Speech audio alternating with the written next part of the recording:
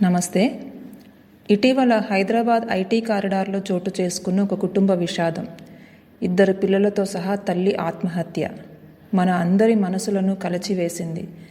కొంత లోతుగా ఆలోచించవలసిన విషయం ఇది. ఎందుకంటే 3 నిండు ప్రాణాలు, 2 భారత భవితలు రైలు పట్టాల కింద నలిగిపోయిన ఉదంతం.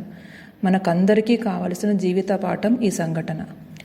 బయటకు చూస్తే మంచి ఉద్యోగం, ఆర్థిక స్థిరత్వం, ఎలాంటి గొడవలు లేని జీవితం, అన్నీ ఉన్నట్లే కనిపించిన ఒక పర్ఫెక్ట్ కుటుంబం.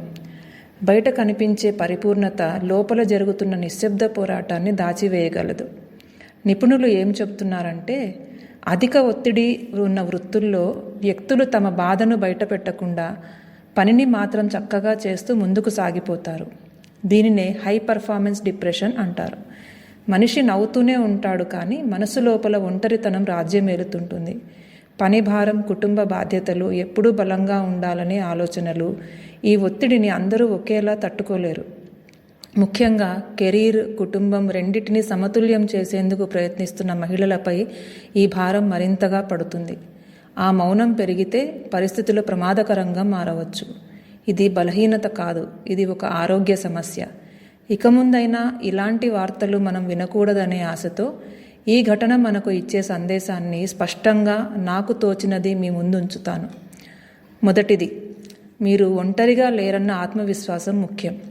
మీరు అనుభవిస్తున్న బాధ బలహీనత కారాదు. జ్వరానికి చికిత్స తీసుకున్నట్లే మానసిక సమస్యలు కూడా చికిత్సతోనే తగ్గుతాయి.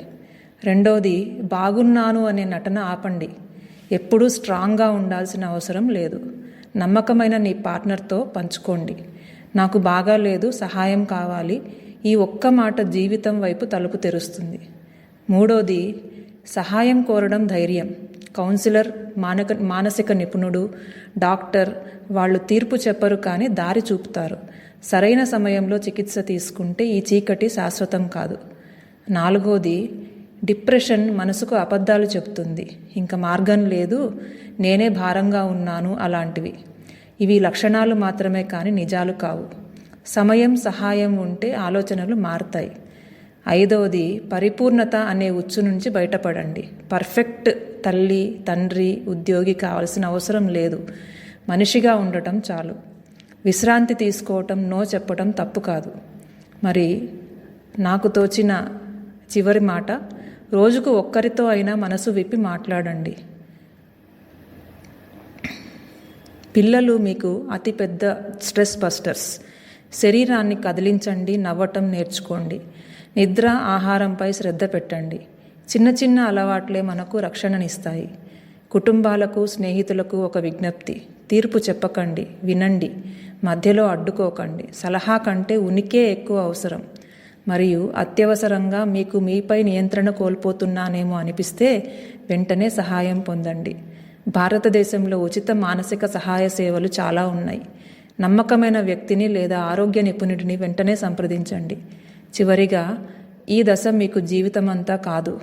ఇది ఒక అధ్యాయం మాత్రమే. సహాయం ఉంది, ఆశ ఉంది. మీరు చాలా విలువైనవారు. Know your value first. ఈరోజు మౌనం వీడి మాట్లాడటం రేపటి జీవితానికి వెలుగు మొదటి అడుగు.